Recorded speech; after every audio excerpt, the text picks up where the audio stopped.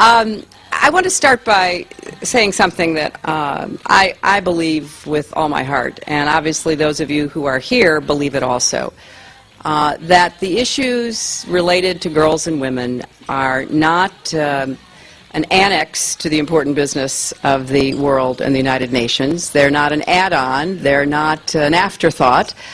They are truly at the core of what we are attempting to do under the Universal Declaration of Human Rights. That is the guiding message of this organization and what each of us in our own countries is called to do on behalf of equal opportunity and social justice. So for me, this is a tremendous opportunity to speak about an issue that has basically been relegated to the backwaters of the international agenda until relatively recently. Violence against girls and women, and particularly today, violence against girls. I wish that we could transport ourselves into a setting where we would be in the midst of girls and women who have been suffering from violence, but we don't have to, because it's all around us. It is in the home, it is in the workplace, it is on the streets of many of the countries represented here, including my friends Maxime and Celsos.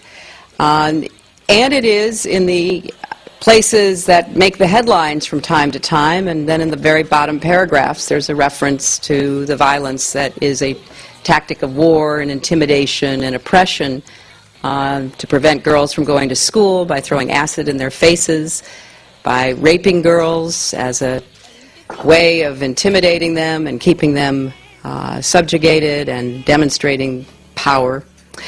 So this, for me, is one of the most important events that I've done at the UN. I worked this week with President Obama on our agenda and everything from non-proliferation and the threats posed by Iran through the P5+1 to the ongoing challenge of the Middle East and so much else. But oftentimes my press, I'll only speak for the American press, will pose a question that goes something like this: why are you spending so much time on these issues that are less important or not as significant as the ones that are really at the heart of foreign policy? And I usually patiently explain for about the millionth time that this is the heart of foreign policy. Because after all, what are we doing? We're trying to improve the lives of the people that we represent and the people who share this planet with us. And we do it through diplomacy, and we do it through development, and occasionally we have to do it through defense. But violence against any one of our fellow beings is intolerable. And when it is part of the cultural fabric of too many societies, when it is an assumption of the way things are supposed to be, then it is absolutely a cause for our action collectively. As some of you know, I traveled to Goma in the Eastern Democratic Republic of Congo last month. I went to a refugee camp that is home to 18,000 people in a very small plot of land. In fact, land that is covered by lava from a volcanic eruption. And it was a stark reminder of a conflict that has left 5.4 million people dead since 1998. And walking through that refugee camp was, as I've often felt walking through camps in other places, both the best and the worst of humanity. The worst because of what drove these people to this extreme measure of fleeing their homes, leaving their fields, running from danger, and the best because of the international response. But the people leading me through the camp, they had a man who was the president and a woman who was the vice president, were talking about what life was like day to day, because the camp provides no security. You are there, but if you venture out, as too many of the girls told me, for water or firewood, or literally just to breathe because you're living arm to arm with thousands of other people, you put your life at risk. Something like 1,100 rapes are reported each month in the eastern Congo. That's an average of 36 women and girls raped every day.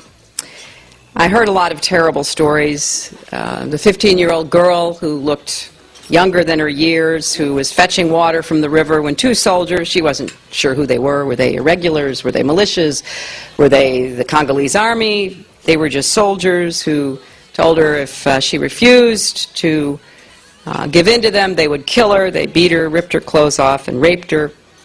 I met one of the 9-year-old girls who was nabbed by two soldiers who put a bag over her head and raped her repeatedly in the bushes, and a woman who was 8 months pregnant when she was attacked. And after being so brutalized and losing her baby, she was no longer accepted in her own home. And then I met a woman who was about my age, who had 4 children and a husband. They were farmers in those small holding farms that so many of the world's poor try to survive by. And she called them bandits. They took her husband out, shot him. 2 of her children ran out to try to help their father, shot them, came into the house, shot the other 2 children, all in front of her, and then repeatedly gang raped her, left her for dead, and she told me she wished that she had died. Well, these are the most extreme examples, but there are so many that we could point to, and since I believe that the progress of girls and women holds the key to sustainable prosperity and stability in the 21st century, this is a matter of great concern to me and to my country. When women are accorded their rights and afforded equal opportunities in education and health care and employment and political participation, they invest in their families, they lift them up, they contribute to their communities and their nations. When they are marginalized, when they are mistreated, when they are ignored, when they are demeaned, then progress is not possible, no matter how rich and well-educated the elite may appear. The problem of violence against women and girls is particularly acute in conflict zones, but that's not the only place we find it. The UN has done some excellent work in the last years in war-torn areas. While boys are pressed into service as child soldiers and trained to kill and often drugged to do so, girls are raped and often forced into becoming sex slaves.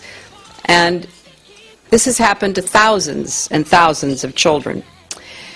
We also know that despite the best efforts of those of us in this room, all too often these acts of brutality and dehumanity do not just affect the individuals, they affect the fabric that weaves us together as human beings. Next week I will chair a Security Council session here in New York on the epidemic of sexual violence against women and girls in conflict zones, and the United States will introduce a resolution to strengthen our efforts to curb these atrocities and hold all those who commit them accountable. We will call for a special representative of the Secretary General to lead, coordinate, and advocate for efforts to end sexual and gender-based violence and armed conflict. But violence against women and girls happens everywhere. You have not only domestic violence, but female feticide, dowry-related murder, trafficking in women and girls. It's quite alarming that even among well-educated people in some countries, the rate of selective abortion against girls is alarming. There are millions, some estimate as many as 100 million, missing girls. And they're missing because they're either aborted, or they are still subjected to infanticide, or they are denied nutrition and health care and allowed to die in alarming numbers before the age of 5.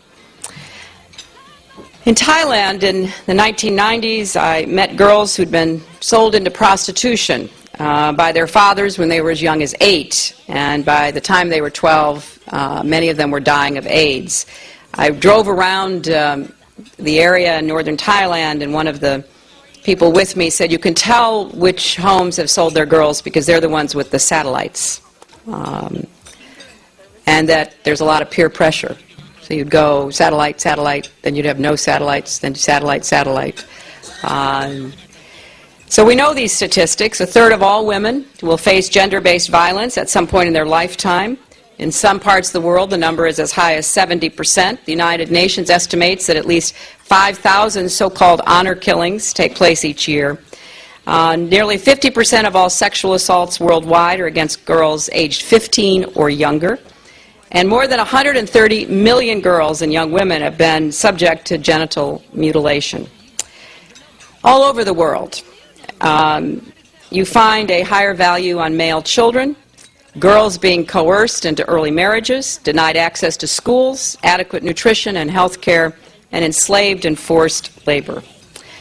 And so there are many stories. We have 2 young women with us today, and we have many more whom they represent. The problem is that very often there is no legal action taken against those who perpetuate this violence, even when they are members of a nation-state's armed forces. We are pressing the government of the DRC very hard to bring to justice 5 officers of the military who have been implicated in either these actions themselves or in a permissive environment for them. And there are many young women who are standing up and who need our support. The story of Mukta Mai, a young woman who I've come to know, who was gang raped in 2002 on the orders of her tribal council in rural Pakistan because of something her brother had done. She was forced to walk home naked in front of her village, and she was expected to kill herself. I mean, that's what you do. You get humiliated, you get shamed, you get attacked. It's your fault, you go kill yourself. And the crime, the best we could determine, was her brother was seen walking with a girl from an upper caste village. So what happened to her? She refused to kill herself. And she refused to hide. And she refused to give in to the cultural milieu in which this attack had taken place. And her case became something of an international cause. And people began asking, what can we do for her? They donated money. She built the first school in her village. She herself enrolled in that school. And now, because of the money that has come in, since she was courageous enough to speak out, the school has an ambulance service, a school bus, a women's shelter, a legal clinic, and a telephone hotline. Now, she's a remarkable young woman, but she's not alone. And what we need to do is support those who are standing up. I have a friend here, Molly Melching, whom I first met and worked with more than 10 years ago in Senegal, where she very deliberatively began to build community rejection of female genital mutilation by going from village to village and making it a health issue, making it an issue that the tribal elders and the imams began to recognize was not in keeping with their views of themselves or of Islam. And this is possible. It takes time, and we can't give up. So let me just end with a call to action from the leaders of many religious faiths who came together last year to advocate for an end to violence against women. And here's what they said. Each of our faith traditions speaks to the fundamental value of all human life. Violence against women denies them their God-given dignity. We cannot afford to remain silent when so many of our women and girls suffer the brutality of violence with impunity. So this meeting could not be more timely or important. Now we've got to follow up, and hopefully in UNGAs to come, we will fill larger and larger rooms. We will have people making commitments. I know the Dutch government's very intent upon trying to make sure that action follows, and we can work with our friends not only from Brazil, but I see many of my other colleagues here today. And I hope that we will be the voices for those women who will never appear before the Security Council. They will never leave Goma. They will never leave rural Pakistan. They will never leave their village in Latin America or anywhere else to come and plead their case before us, So it falls to us to make sure their voices are heard. Thank you very much.